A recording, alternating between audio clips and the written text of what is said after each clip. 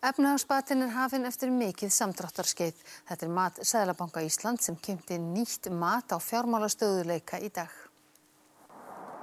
Efnahagsbati hófst á seinni hluta síðasta árs og hefur að mati Seðlabankans sótt í sig veðrið.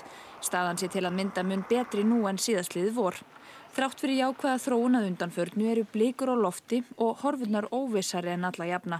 Staða heimila fer batnandi. Staðan vissulega þung víða en hún að batna, skuldir heimila að minnka, endurskipulagningin miðar vel áfram, atvinnuleysi að minnka, kaupmáttur að aukast, húsnæðisverð að hækka.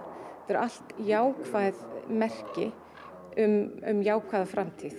Þrátt fyrir að staðan sé erfið þá hún að færist í rétt átt. Staða fyrirtækjanna batni líka mjög hratt en hún sé misjöfn eftir geirum.